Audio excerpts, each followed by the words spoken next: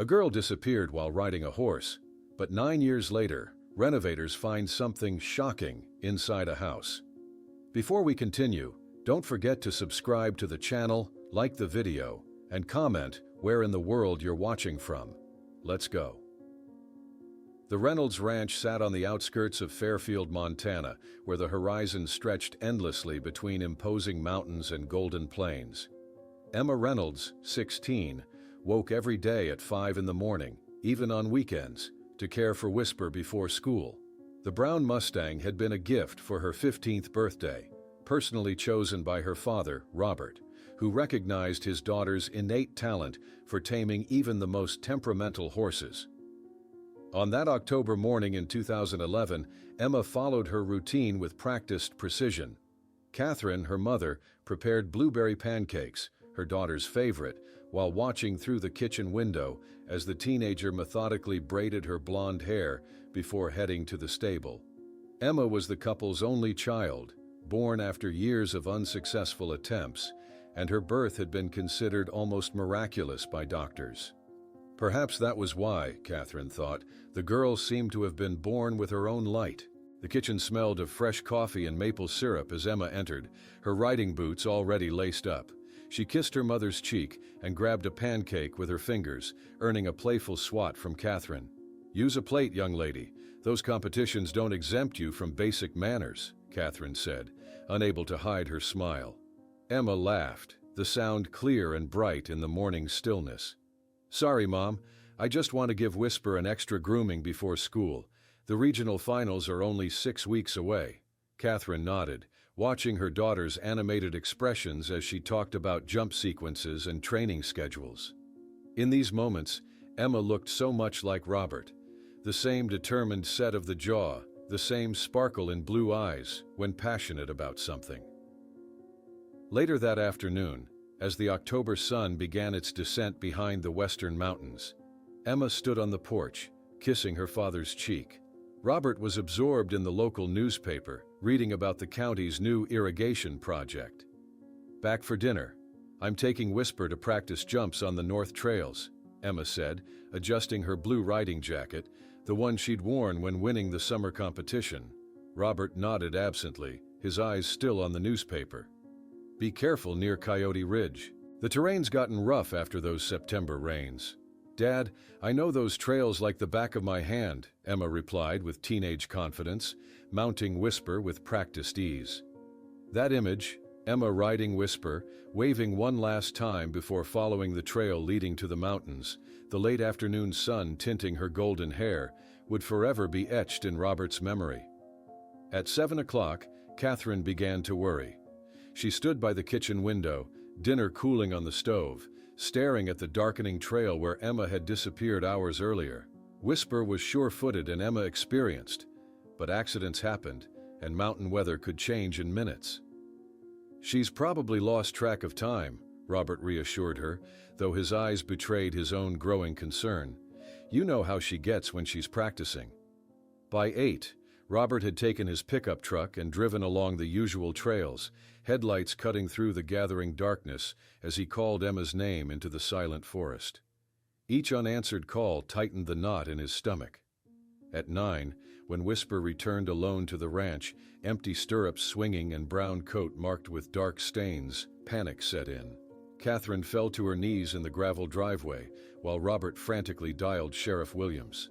"Jim, Emma's missing." Robert's voice cracked as he explained the situation. "Whisper came back alone. There's blood on his coat." Within 30 minutes, the Reynolds Ranch transformed into a search command center. Sheriff Williams arrived with his 5 deputies, neighbors gathered with flashlights and warm clothing, and Sarah Coleman, Emma's best friend since kindergarten, kept insisting to the police that Emma knew those trails like the palm of her hand and would never get lost. "Has she been upset lately? Any arguments at home or school?" Sheriff Williams asked gently, his notebook open. Catherine shook her head vigorously. "No, absolutely not. She's been excited about the regional finals. She's been practicing every day." The first night of searching was chaotic. Neighbors formed groups with flashlights, traversing nearby trails and calling Emma's name. Sheriff Williams mobilized his deputies and requested assistance from the neighboring county. The temperature dropped sharply after midnight, adding urgency to the search. Hypothermia was a real danger in Montana's fall nights. By dawn, exhausted searchers returned to the ranch for coffee and new assignments. Robert's voice had grown hoarse from calling his daughter's name, and Catherine hadn't slept, keeping vigil by the phone and radio. The morning brought the first tangible clue. 3 drops of blood identified near a trail fork, about 3 miles from the ranch. A forensic technician carefully collected samples while search dogs sniffed the area, picking up Emma's scent briefly before losing it at a small stream. "The water makes it difficult for the dogs," Sergeant Dawson explained to the devastated parents. "The current could have washed away any scent." News of the young equestrian's disappearance quickly dominated the small town. Mac's gas station transformed into an operations center for volunteers. Fairfield had only 708 inhabitants, and everyone knew Emma from the state equestrian competitions where she proudly represented the town. The Denver Post published a small note about the case on page 14, with a photo of Emma smiling next to Whisper after winning the regional championship the previous summer. 5 days into the search, Calvin Mercer, a 27-year-old ranch hand who had been working in the stables for only 6 months, mentioned seeing Emma depart that afternoon, but claimed he had been repairing fences on the opposite side of the property when she should have returned. "I saw her heading out around 4, he told the deputies. "She seemed happy, excited about training. I was fixing the east fence line until sunset. Didn't see her come back." When the Helena Forensics Lab confirmed the blood on Whisper's coat was Emma's, Sheriff Williams pulled Robert aside and murmured gravely, "We found something disturbing at the North Trail Fork, male footprints that don't match any of our searchers, and they were following Emma's trail." The discovery of mysterious footprints transformed the search operation overnight.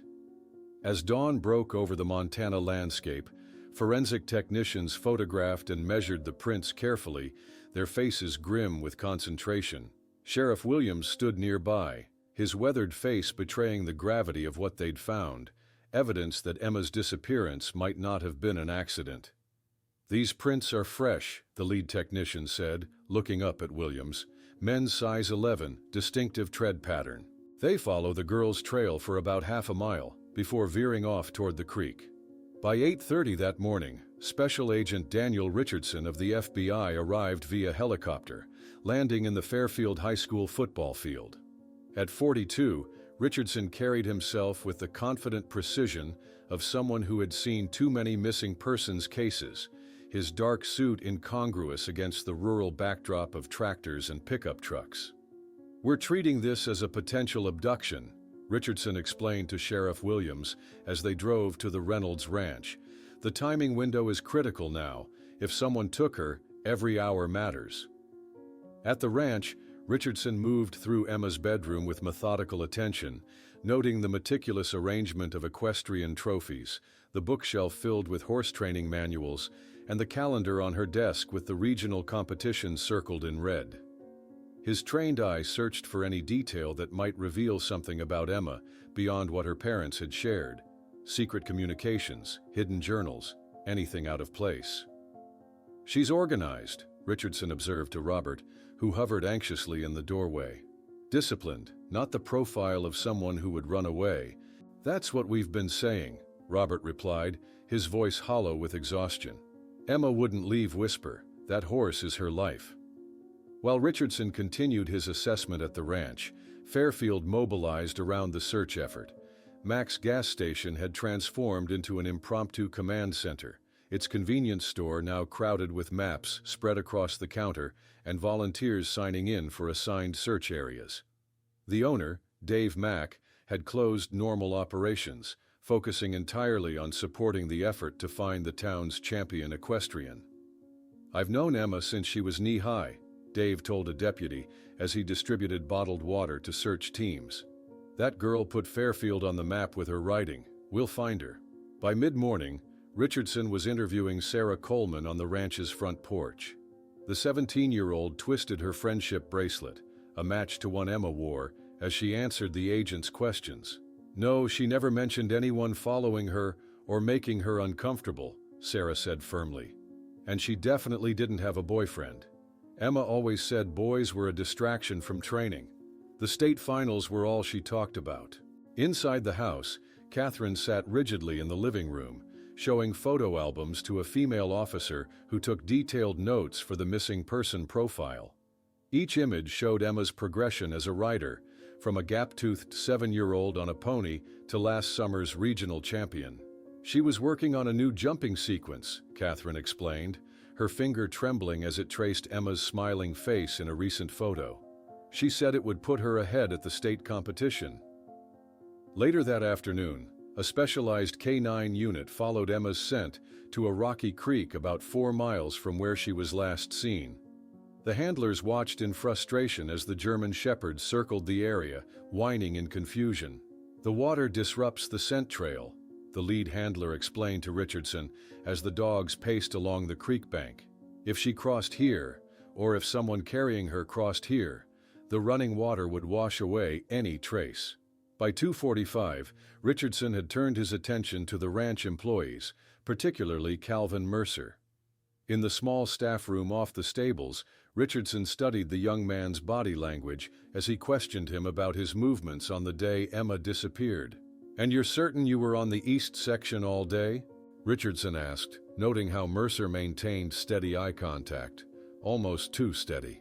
"Absolutely," Mercer replied, a single bead of sweat trickling down his temple despite the room's coolness. "I was fixing the fence line until sunset. George can verify that. He brought me extra wire around 4. While the interview continued, Robert searched the ranch's workshop frantically, checking tools for signs of unusual use or displacement. His hands shook as he examined hammers and wire cutters, looking for anything that might have been used to harm his daughter. As evening approached, a tense meeting convened in the Reynolds kitchen. Richardson and Sheriff Williams sat across from Catherine and Robert, mugs of untouched coffee growing cold between them as they discussed the possibility of kidnapping. "We have to consider all scenarios," Richardson said carefully, "including that someone may have deliberately targeted Emma." "What about ransom?" Robert asked, his voice cracking. "We don't have much money, but we could get a loan." Catherine suddenly slammed her palm against the table when someone mentioned Emma might have run away. She would never abandon Whisper, never. She loved that horse more than anything. Later that night, Robert found himself alone in the stable, stroking Whisper's neck as the horse shifted restlessly in his stall, nickering softly as if asking where Emma was. The moonlight cast long shadows through the stable doors as Robert pressed his forehead against the horse's warm flank, finding momentary comfort in the connection to his daughter. In the mobile FBI lab parked outside the ranch house, technicians analyzed blood samples from the trail, confirming they matched Emma's DNA. The amount suggested an injury, but not necessarily a fatal one. At midnight, Catherine sat at the kitchen table, staring fixedly at the search map spread before her. Red circles marked areas already covered by search teams, but the unmarked territory seemed impossibly vast. Her fingers traced possible routes, trying to think like her daughter, to somehow sense where Emma might be. As the second night without Emma ended, Richardson received an urgent call that made the blood drain from his face.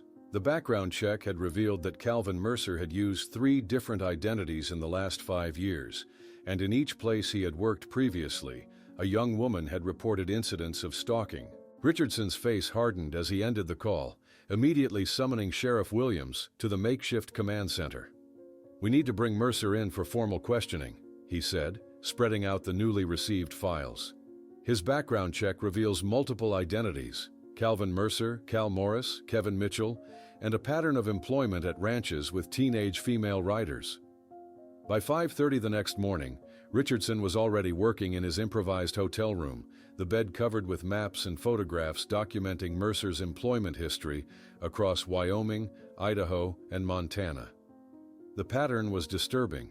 In each location, he had worked near young female equestrians, and in each place, he had departed suddenly after complaints began. "He's methodical," Richardson muttered to himself, connecting red strings between locations on his makeshift timeline. Positions himself close to targets, establishes trust, then something triggers his departure. At the temporary FBI command center in Fairfield's town hall, analysts cross-referenced Mercer's various identities, building a comprehensive profile that grew more concerning with each discovered detail. Financial records showed cash purchases, minimal digital footprint, and a carefully maintained anonymity that suggested deliberate evasion of scrutiny. At 9:15, Mercer sat in the sheriff's interrogation room, cameras recording his every expression as Richardson laid out photographs of young women from previous ranches where he had worked. "You seem to have a specific type, Mr. Mercer," Richardson observed, watching Mercer's eyes flicker briefly over a blonde equestrian from Wyoming. Young, blonde equestrians like Emma Reynolds. Mercer maintained his composure, his voice steady despite the accusatory tone.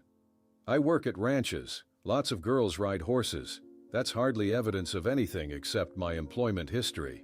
While the interrogation continued, a forensic team combed through Mercer's small room in the staff quarters, discovering a shoebox hidden beneath his mattress containing newspaper clippings about equestrian competitions, including several featuring Emma. "Look at the dates," noted Agent Kelsey, photographing the clippings. "Some of these articles about Emma are from before he came to work at the Reynolds Ranch. He was tracking her career. At the Reynolds house, Catherine had developed a disturbing ritual, arranging and rearranging items in Emma's bedroom with obsessive precision. The hairbrush exactly 3 inches from the mirror's edge, riding ribbons precisely aligned by color, each trophy positioned at the exact angle Emma had left it. "If everything stays exactly as she left it," Catherine explained to the victim support counselor, who observed with concern, "she'll know we've been waiting for her, that nothing's changed." By midday, Mac's Diner was crowded with locals debating theories about Emma's disappearance.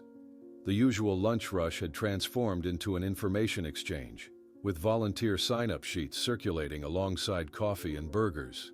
"I heard they found more blood up by Eagle Creek," whispered one patron, only to be sharply rebuked by Doris, the longtime waitress. "Unless you heard it from Sheriff Williams or the FBI, keep those rumors to yourself," she snapped, refilling coffee cups with unnecessary force. "That family deserves better than gossip." In the ranch office, Robert reviewed Mercer's hiring folder with growing horror, realizing how vague the references had been. The folder contained only a handwritten note from a previous employer in Idaho, no formal letterhead, no contact information beyond a disconnected phone number. "I should have checked more thoroughly," Robert told Richardson later, self-recrimination evident in his voice. He said he was between permanent addresses, staying with a friend locally. "I needed help quickly after Davis retired and didn't think." That afternoon, a county helicopter surveyed remote mountain areas, the pilot maintaining radio contact with ground teams positioned at strategic points.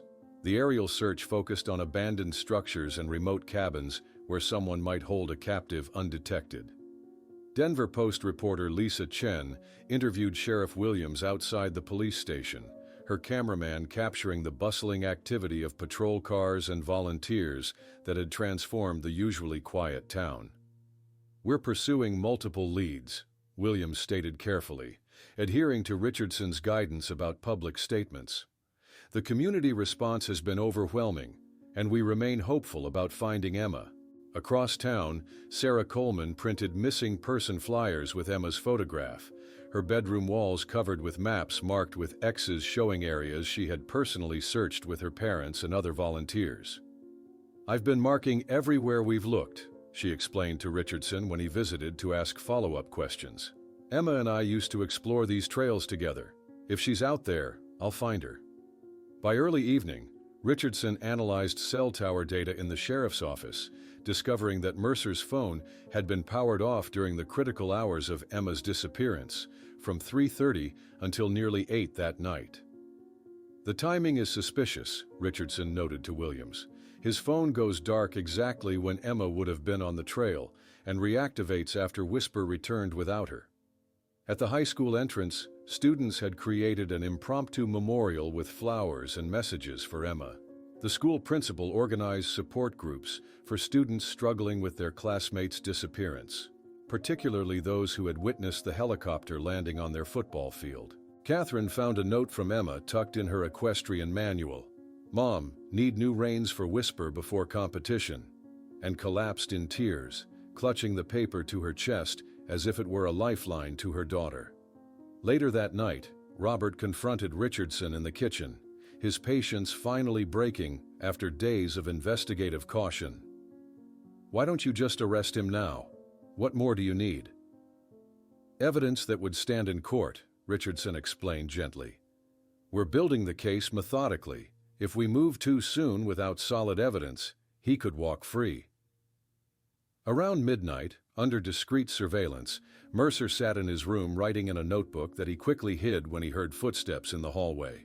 The agent, watching through the carefully positioned camera, noted the behavior in the monitoring log, adding another piece to the increasingly troubling puzzle. When agents finally obtained a warrant to arrest Mercer for document falsification and formally question him about Emma, they discovered his room empty, the window open, and on the wall, secured with a hunting knife, a map of the property with an X marking a remote mountain area, accompanied by a disturbing note: "She rides with the angels now. She rides with the angels now." The words, penned in Mercer's meticulous handwriting, sent a chill through the command center.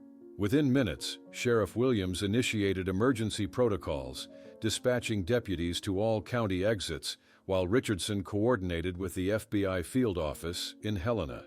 At 5:15 that morning, law enforcement gathered for an emergency briefing in Fairfield's small police station. Agents and officers huddled around a table as Richardson distributed photographs of Mercer and detailed containment strategies. "He's had approximately 6 hours head start," Richardson explained, his voice tense but controlled. "Roadblocks are being established on all major highways.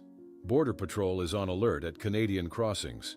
The map he left behind is our primary lead." Dawn broke with helicopters lifting off from the high school football field, their rotors slicing through the morning mist. Tactical teams in dark uniforms checked their equipment, tracking devices, specialized canine units, and communication systems designed for mountain terrain. In the Reynolds kitchen, Catherine gripped the phone tightly as Richardson explained the situation. "We believe Mercer fled during the shift change in surveillance. The note and map he left suggest he's taunting us, possibly leading us to evidence. Or leading us to Emma," Catherine whispered, hope and dread battling in her voice. By 9:30, the first search team approached the location marked on Mercer's map, a dilapidated hunting cabin partially hidden among tall pines in the remote northeastern section of the mountains. Agents advanced cautiously, weapons drawn, communicating through hand signals as they surrounded the structure. The cabin's interior revealed a disturbing shrine to Emma. Photographs covered the rough wooden walls. Emma riding Whisper, walking to school, laughing with friends, all taken from a distance without her knowledge. The images spanned months, some predating Mercer's employment at the ranch, confirming he had been stalking her long before positioning himself in her daily life. "This is premeditated fixation," observed the lead agent, documenting the scene. "He's been planning this for at least a year." In the center of the single room stood a makeshift altar containing items clearly belonging to Emma: a hairbrush with blonde strands still caught in the bristles, a blue competition ribbon from last summer's equestrian meet, and newspaper clippings chronicling her victories, meticulously arranged in chronological order. By early afternoon, forensic technicians in white coveralls processed the cabin, carefully cataloging each item, while a behavioral analyst from the FBI studied the arrangement of the shrine. "The precision suggests ritualistic behavior," noted Dr. Harmon, the analyst. "The photos progress from distant surveillance to closer proximity. He was gradually inserting himself into her world, likely believing he was developing a relationship that existed only in his mind." Meanwhile, Robert sat motionless on the edge of Emma's bed, clutching her pillow to his chest. The room remained exactly as Catherine had arranged it, a perfect preservation of their daughter's life, suspended in time. He inhaled deeply, searching for any lingering trace of Emma's shampoo on the pillowcase, finding himself listening for echoes of her voice in the silence. Across the hall, Catherine had transformed the dining room into her personal command center. Maps covered the walls, marked with colored pins indicating search areas, possible sightings, and now Mercer's known locations. She had created a timeline connecting photographs of both Emma and Mercer, with handwritten notes detailing possible scenarios and questions for investigators. Outside the sheriff's office, news vans from national networks had replaced the local media presence. Sheriff Williams stood before a cluster of microphones, carefully following Richardson's guidance on public statements. "We are pursuing multiple leads regarding Mr. Mercer's whereabouts. The community's support has been invaluable in this ongoing investigation." At 7:40 that evening, Richardson reviewed security camera footage from the only gas station on the main highway leading out of Fairfield. The grainy black and white images showed Mercer filling a different vehicle, a dark sedan, rather than his registered pickup truck, at 2:13 in the morning.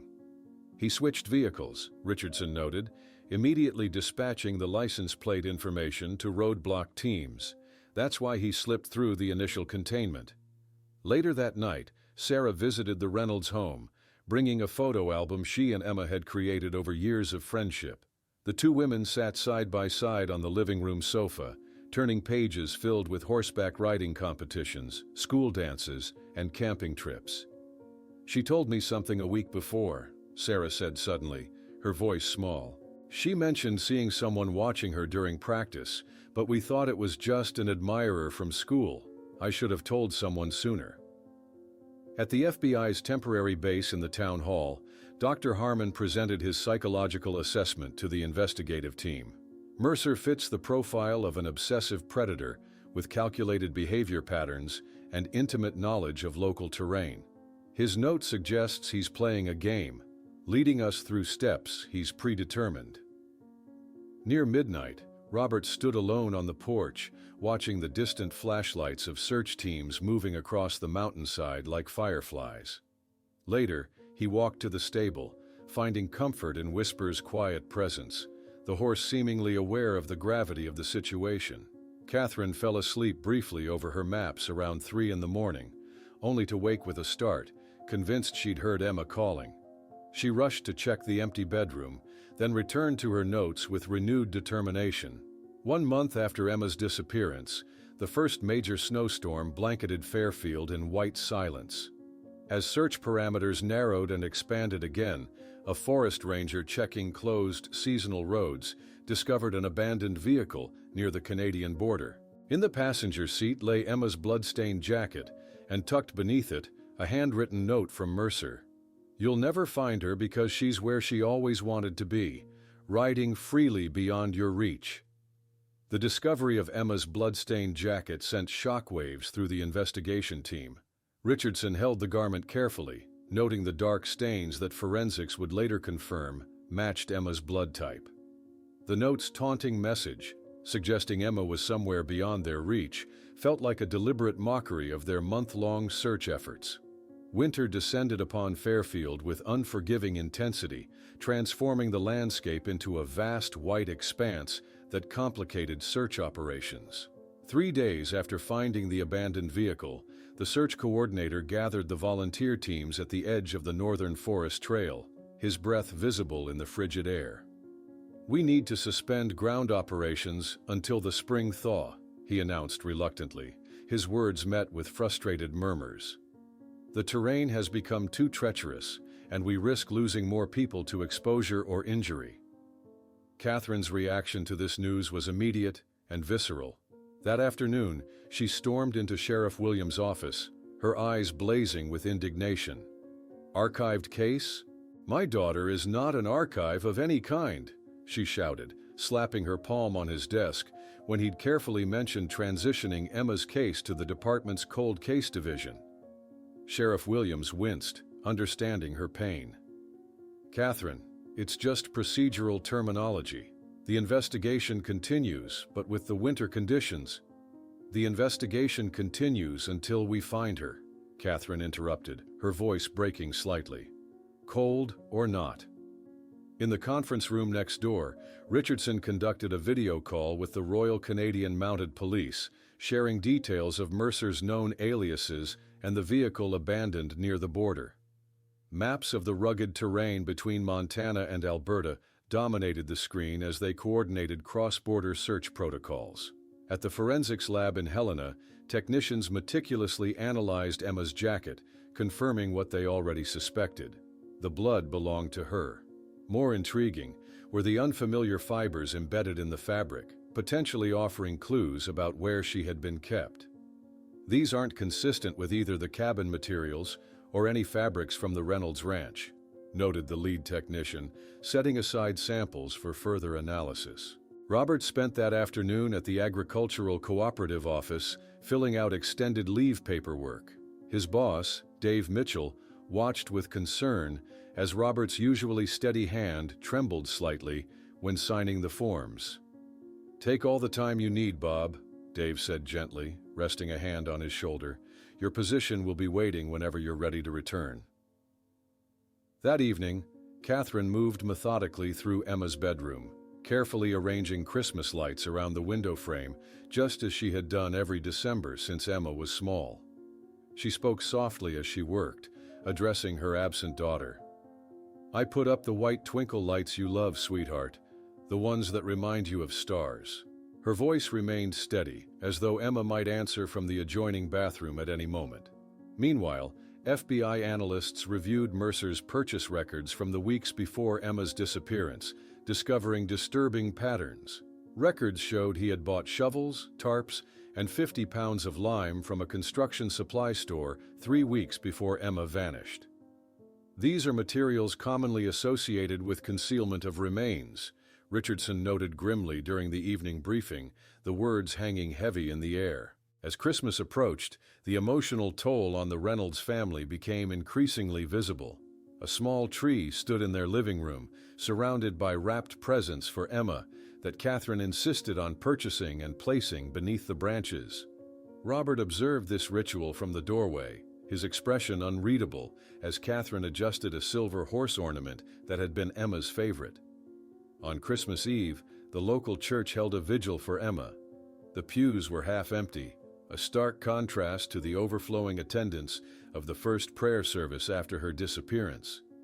Pastor Wilson offered heartfelt words about hope and perseverance, while Catherine clutched a framed photograph of Emma, her knuckles white with tension.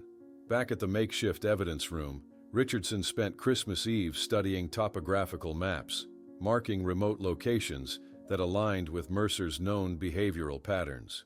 The profilers had suggested that Mercer would choose a location with personal significance, potentially somewhere connected to horses, given his obsession with Emma's equestrian pursuits. The first major conflict between Catherine and Robert erupted shortly after Christmas when he gently suggested they might need to prepare themselves for the possibility that Emma wouldn't be found alive. "How can you even think about giving up?" Catherine shouted, her composure finally shattering after weeks of careful control. "I'm not giving up on her," Robert replied softly. "I'm trying to survive this. We need to survive this, whatever the outcome." Sarah visited briefly during her college winter break, bringing a belated birthday gift she had purchased for Emma months earlier, a sterling silver bracelet with a horse charm. Both Catherine and Robert noticed how she avoided looking at Emma's empty chair at the dinner table, how her laughter seemed forced when they reminisced about past holidays. As January arrived, Sheriff Williams reluctantly delivered the official inactive case status report to Richardson, explaining apologetically, "We have 3 new disappearances in the neighboring county. My deputies are stretched too thin." On New Year's Eve, Catherine drove alone through the snowy night, distributing fresh flyers with Emma's photograph at gas stations and roadside diners across 3 counties. The image showed Emma smiling confidently beside Whisper after winning her last competition, the date of disappearance printed in bold red letters beneath.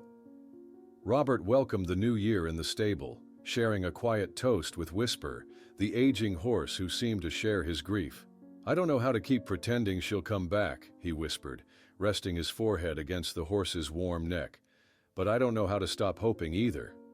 6 months after Emma's disappearance, when spring finally melted the mountain snow, a group of hikers discovered a small, hand-carved wooden cross in a remote clearing and, shallowly buried nearby, a leather-bound journal inscribed, "Property of Calvin Mercer, the true story of Emma."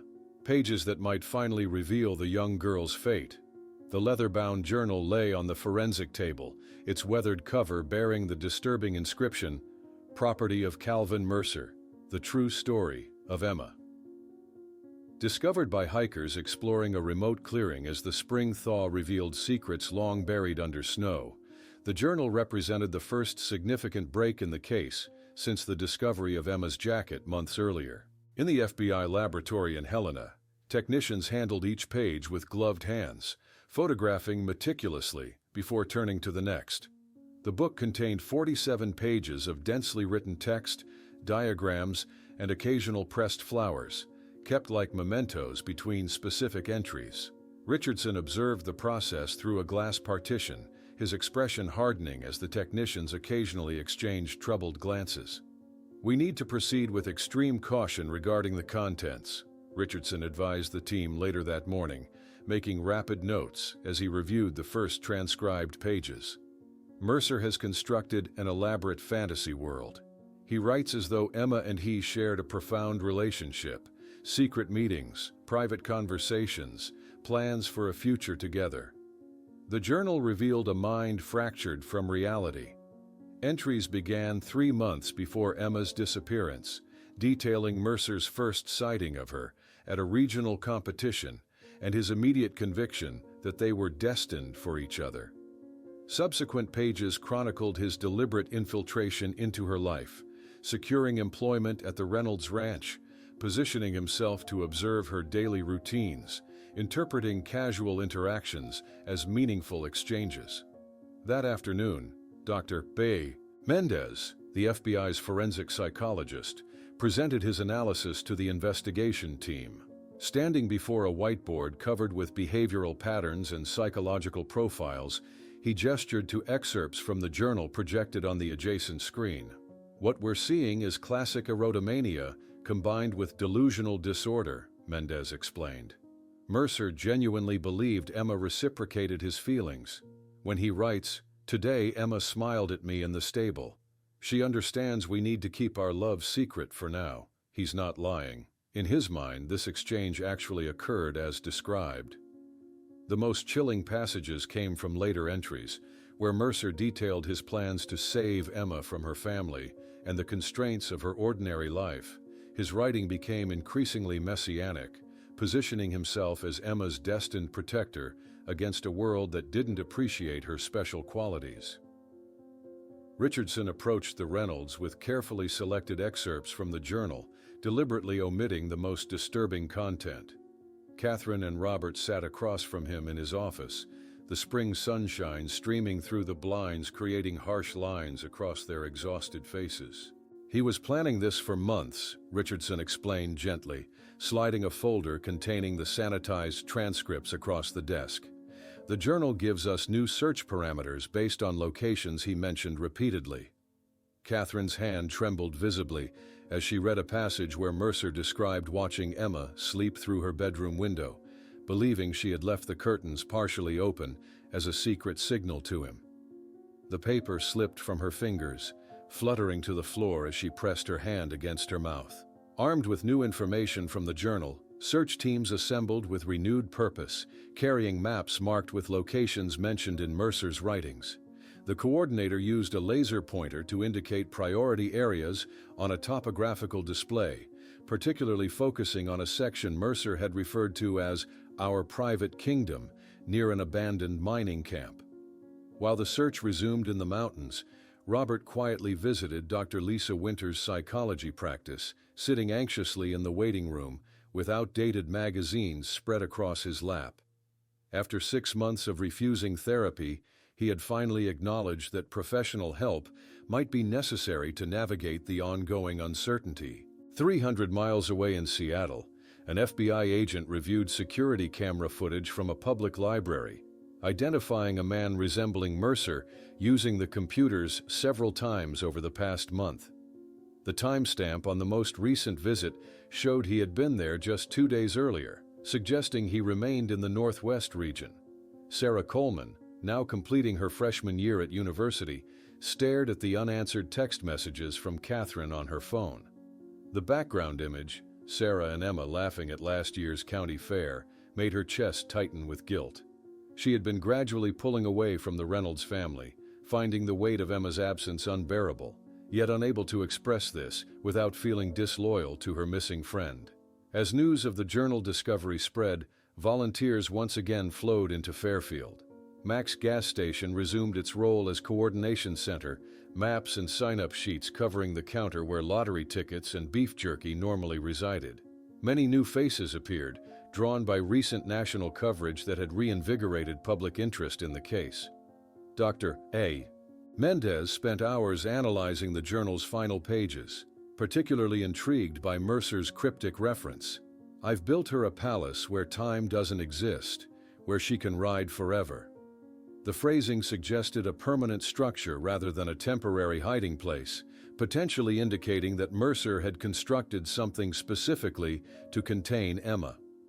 That night, against Richardson's explicit recommendations, Catherine sat alone in Emma's bedroom, reading the complete, unredacted journal by the soft glow of the bedside lamp. Her face grew increasingly pale as she absorbed the full extent of Mercer's delusions, including graphic descriptions of a future he had planned with her daughter.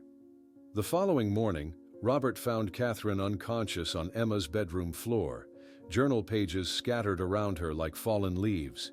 He called for an ambulance, his voice breaking as he described her condition to the emergency dispatcher. At the hospital, doctors administered sedatives to Catherine, while Robert spoke with the attending physician in the hallway, their voices low against the background beeps of monitoring equipment. "This is untreated prolonged trauma," the doctor explained, reviewing Catherine's chart. "You both need professional help to process this ongoing grief. The human mind isn't designed to sustain this level of uncertainty indefinitely."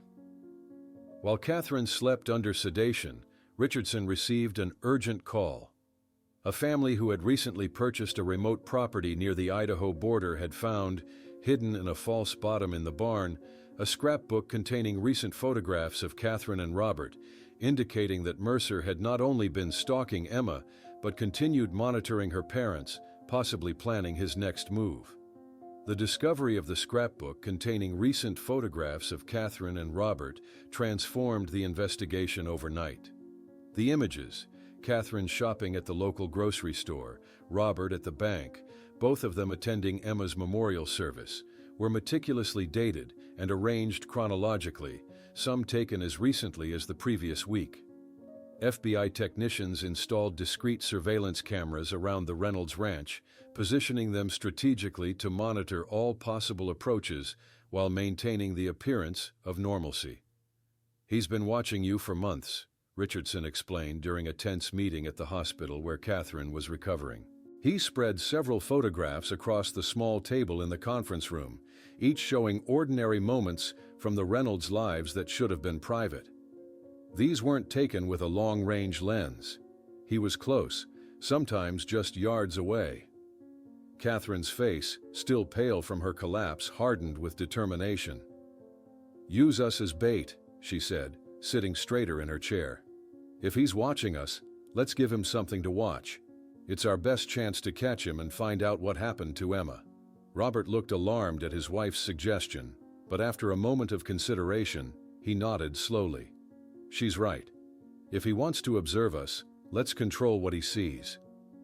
The FBI implemented an elaborate surveillance operation centered around the Reynolds family. Agents assumed various covers throughout Fairfield: a new postal clerk sorting mail at the post office, a mechanic working on vehicles near Mac's, a neighboring farmer tending fields with a clear view of the approach roads to the ranch. "We need to establish predictable patterns," Richardson instructed Catherine and Robert.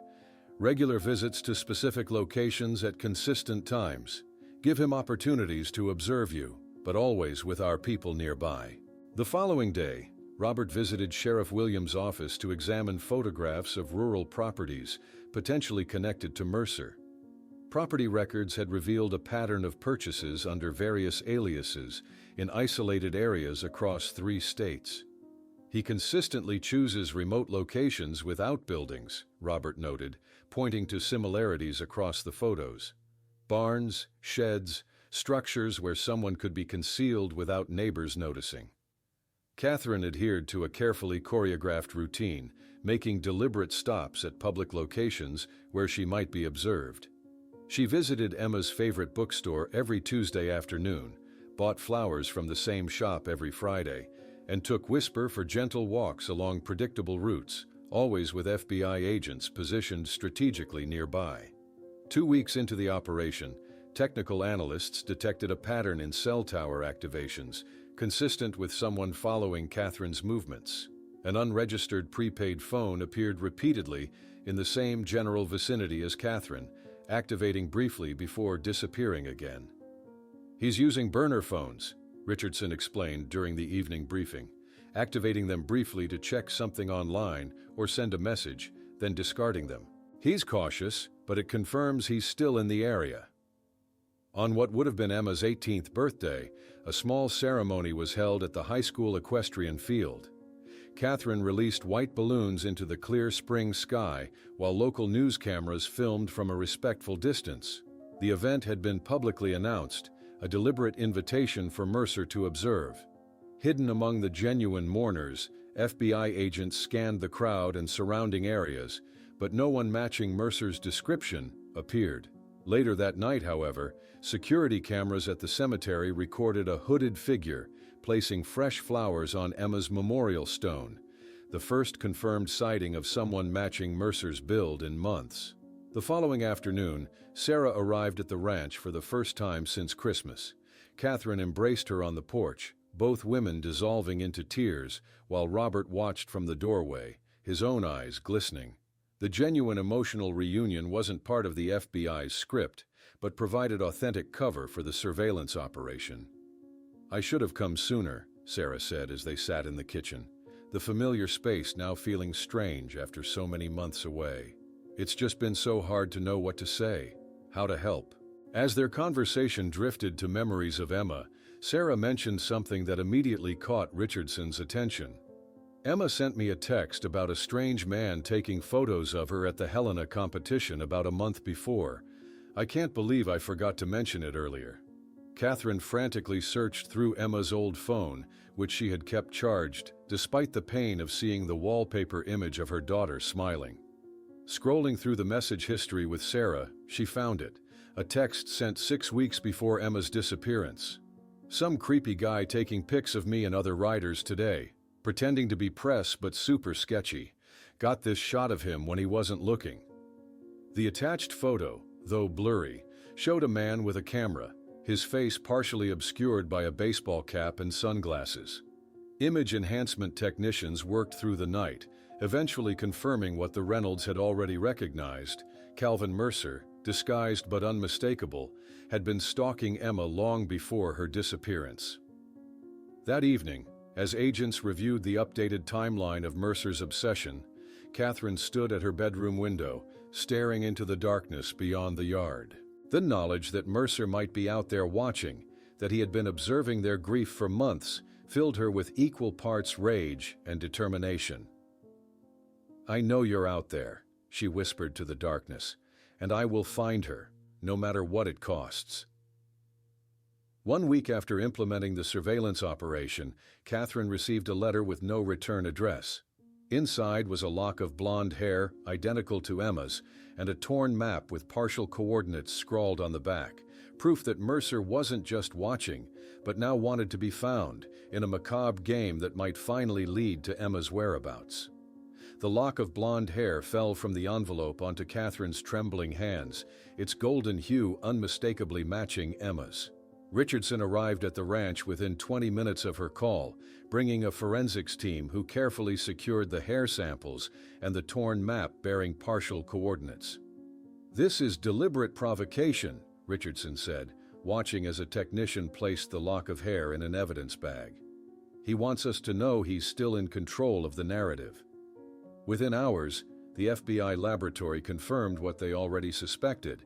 The hair belonged to Emma Reynolds. What they couldn't determine was when it had been cut. The disturbing possibility that Mercer had kept such intimate trophies for nearly 2 years hung unspoken in the air as Richardson briefed his team.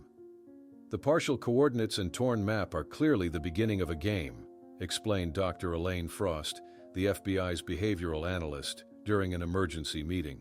Mercer is constructing a puzzle deliberately, a macabre scavenger hunt designed to demonstrate his intellectual superiority while prolonging his connection to the family. Catherine, despite still recovering from her collapse, insisted on active participation in deciphering the clues. "I don't care what your protocols say," she told Richardson firmly in the kitchen of the ranch house, her hands wrapped around a mug of untouched coffee.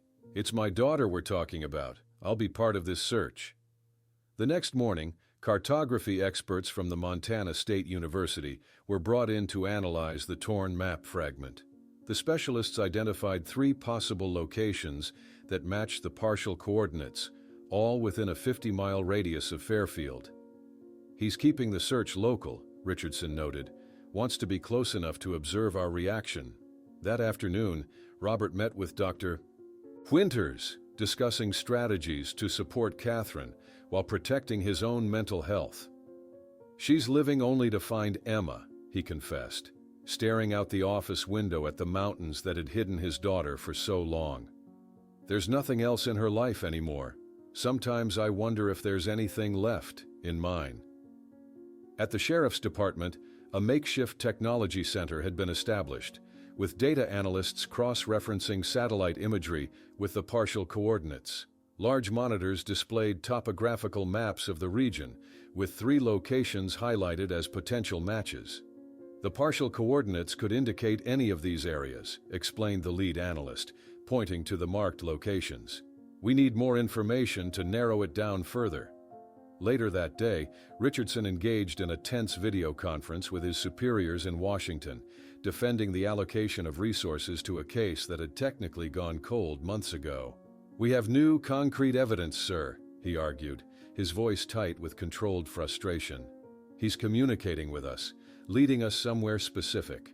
While the FBI debated internally, the tactical team prepared to investigate all 3 potential locations, meticulously checking their equipment and reviewing protocols for evidence preservation.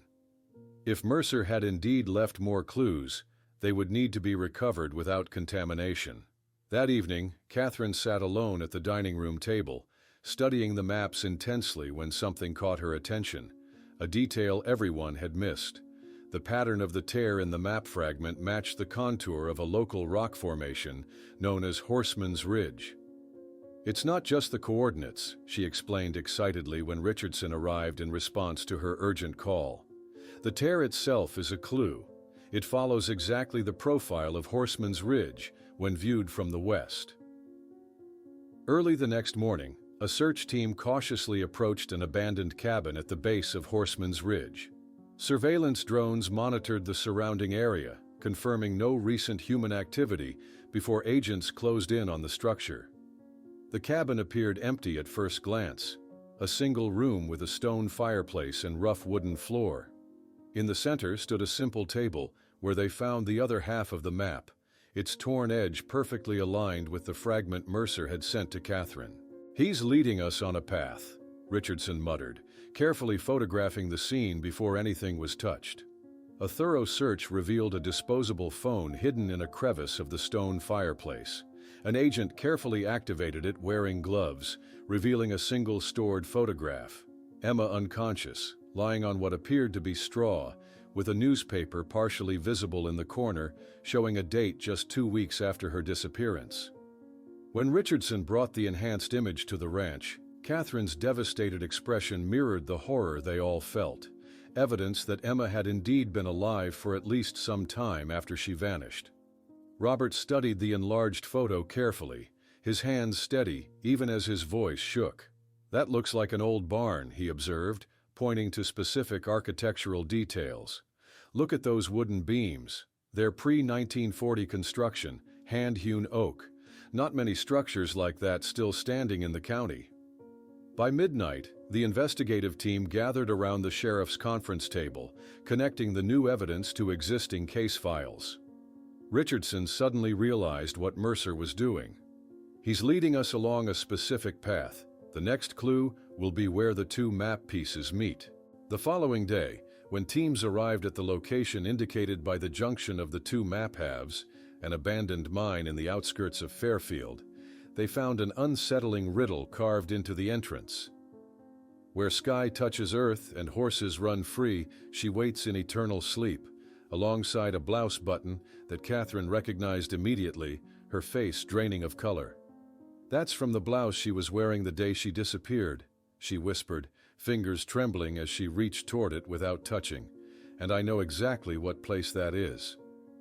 "Vale dos Mustangs," Catherine whispered, her voice gaining strength as she repeated the name. The Valley of Mustangs. It was Emma's favorite place in the world. She always said it was where the sky touches the earth. Richardson leaned forward, studying Catherine's face. "You're certain that's what the riddle refers to?"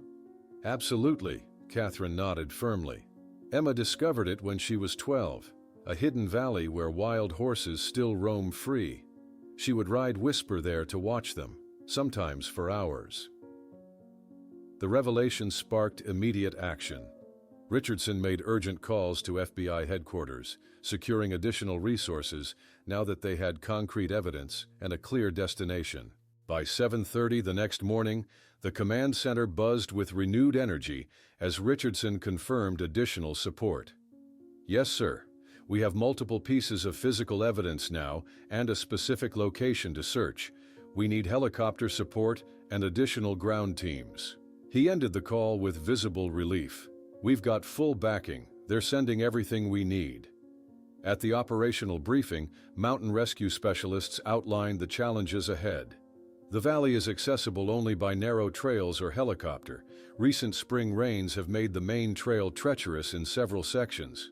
We'll need both air and ground approaches to cover it effectively. While the teams prepared, Catherine retreated to her bedroom, opening a wooden memory box she kept in her closet. From it, she withdrew a childish drawing Emma had made at age 10. Colorful horses running beneath mountains, with "Our secret place, Mom," written in careful lettering at the bottom. "She took me there first," Catherine explained to Richardson later, showing him the drawing. "Said it was a place where horses could be truly free, like they were meant to be. It became our special place before it became hers, alone."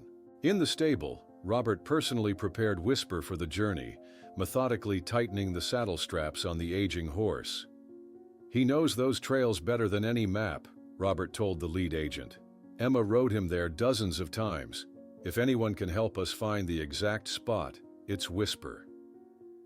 Dawn broke clear and cold as the search teams assembled at the ranch. Local volunteers arrived in pickup trucks loaded with supplies, joining the professional search and rescue personnel. To everyone's surprise, Sarah appeared, dressed in hiking gear and determination. "I was there with her many times," she explained to Richardson.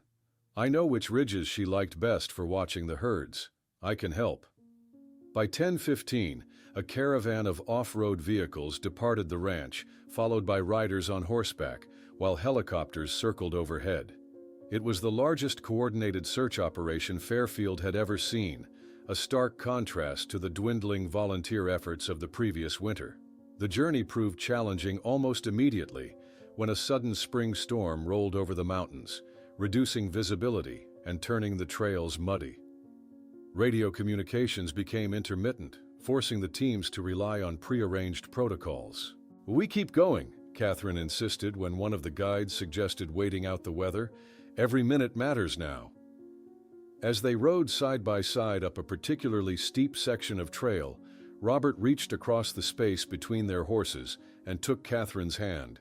They exchanged a glance that contained everything they couldn't say: hope, fear, and the shared understanding that whatever awaited them in the valley would forever change their lives.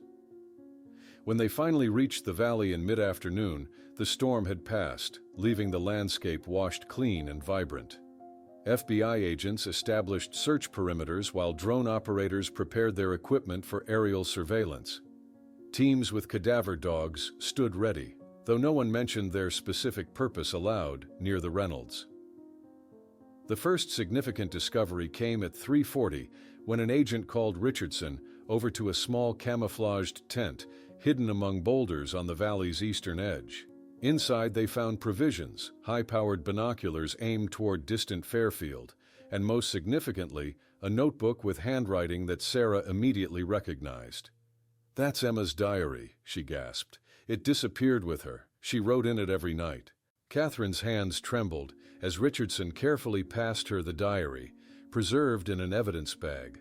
The final entry, dated 2 days before the disappearance, revealed a critical detail they had never known. "Someone's been watching me during practice. I'm changing my route tomorrow. Haven't told Mom because she'll just worry." While this discovery was being processed, Whisper suddenly grew agitated, pulling against his lead rope and nickering urgently.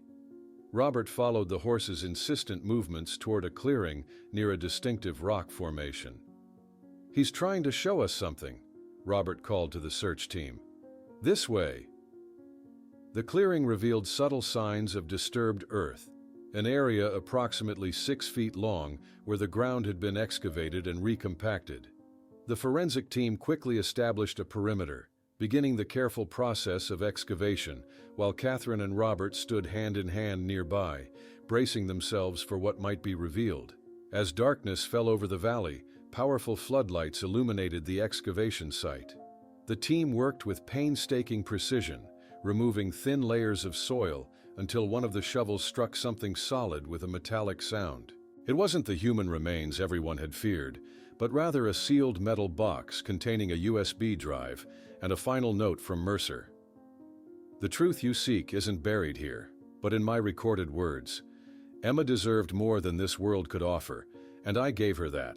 The proof is at 43 Degau 2719, 8N 112 Degau 35, 7W.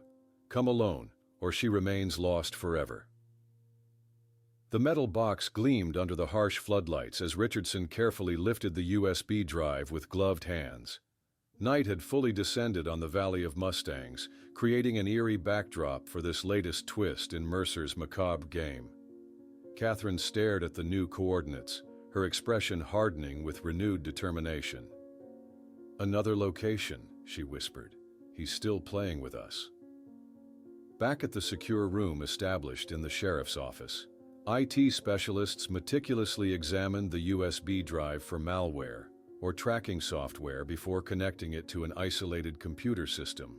Richardson, Catherine, and Robert waited in tense silence as the technician nodded that the drive was safe to access. "There are multiple video files," the technician announced, opening the first one. The screen flickered to life, revealing Calvin Mercer sitting calmly before the camera, his expression unnervingly serene. You're watching this. You've found my first gift. There's more to discover on our little treasure hunt." His voice carried the unsettling cadence of someone reciting a prepared speech. Catherine gripped Robert's hand as the technician opened the second file. The video showed Emma unconscious on a straw-covered floor, her chest rising and falling in shallow breaths. A newspaper lay partly visible beside her, its date clearly showing 1 week after her disappearance. Mercer's voice narrated from behind the camera, "She was safe with me, peaceful, away from the ordinary world that would have wasted her talents." Unable to watch any longer, Catherine abruptly left the room, her footsteps quickening as she reached the hallway. Robert followed, finding her leaning against the wall, her breath coming in ragged gasps. "She was alive," Catherine whispered, her voice breaking. "For at least a week after she disappeared, she was alive, Robert. We could have found her." In another room, geolocation specialists were already analyzing the new coordinates, pulling up satellite imagery of eastern Idaho. "It's a remote property about 40 miles from the state line," the lead analyst explained, pointing to an isolated structure. "Records show it was purchased 3 years ago by a Charles Mitchell." "That's one of Mercer's known aliases," Richardson confirmed, studying the aerial photographs of the property, a dilapidated farmhouse with a large red barn standing some distance away. A tense strategy meeting followed that afternoon, with Richardson's superior joining via secure video link from Washington. "This situation requires standard tactical protocol," the assistant director insisted. "Full tactical team, air support, and treatment of the subject as armed and dangerous." Catherine interrupted forcefully, stepping into view of the camera. "He wants us to come. If you violate his conditions, we'll never know what happened to Emma." Her voice carried an authority born from 2 years of unbearable waiting. "My daughter has been lost for nearly 2 years. I won't risk losing the truth about her fate because of protocol." Later that night, Richardson sat alone in his hotel room. Spread across his bed were photos of Emma, the evidence logs, and maps marking each location in Mercer's deadly game. His finger traced the smiling face of Emma in her riding gear. A young life interrupted by obsession and cruelty. By dawn, a decision had been reached. A small team in 2 unmarked vehicles departed for Idaho, with Catherine and Robert in the second car. Plainclothed agents led the way, maintaining constant but discreet communication with tactical teams positioned just beyond the property's perimeter. The approach to the farmhouse was conducted with painstaking caution. Miniature drones provided real-time surveillance of the property, confirming no movement or heat signatures inside either structure. As they neared the house, its state of abandonment became apparent: peeling paint, broken windows, an air of desolation. Catherine stepped onto the weathered porch, her footsteps creaking on the warped boards. "Calvin?" she called, her voice steady despite the circumstances. "We're here as you asked. We just want to know what happened to Emma." The silence that followed was broken by a mechanical click as a pre-recorded message began playing from speakers hidden somewhere inside the house. "You followed the rules. The truth is in the barn, in the place I built especially for her." With agents positioned strategically around the perimeter, the small team advanced cautiously toward the large red barn. Robert pulled open the heavy wooden doors, revealing an interior that stood in shocking contrast to the building's dilapidated exterior. The inside of the barn had been meticulously renovated, the walls covered with photographs of Emma, a carefully constructed stable area, and at the center, a raised platform covered by a canvas tarp, beneath which the unmistakable outline of a human form was visible. With trembling hands, the forensic technician lifted the tarp to reveal Emma's remains, preserved in a disturbing altar-like arrangement. Nearby lay Mercer's final journal, its pages detailing the complete truth, his plan to keep Emma sedated in his sanctuary until she understood his love, her adverse reaction to the medication, and her death just days after the abduction. The final letter, placed prominently beside the journal, revealed that Mercer had never intended to be captured. The coordinates had been his final act before taking his own life, his body later discovered in a remote area of Montana's Bitterroot Mountains. 3 months later, under a clear autumn sky, Emma Reynolds was finally laid to rest in Fairfield Cemetery. The community gathered in numbers that surprised the Reynolds family, many seeking forgiveness for having moved on while they continued to suffer. Catherine, standing beside the bronze memorial statue of a young equestrian at the school entrance, spoke softly to Richardson before he departed. "We'll never have justice, not really. But we have the truth, and somehow, we'll find a way to live with it." As Catherine and Robert began their journey of healing, the Reynolds Ranch gradually returned to life. Not as it had been before, but as a place where memories of Emma could exist without the crushing weight of uncertainty. In the stable, a simple plaque bearing the inscription, "Where Sky Touches Earth," marked Emma's favorite spot, a reminder that even the most painful stories eventually find their ending.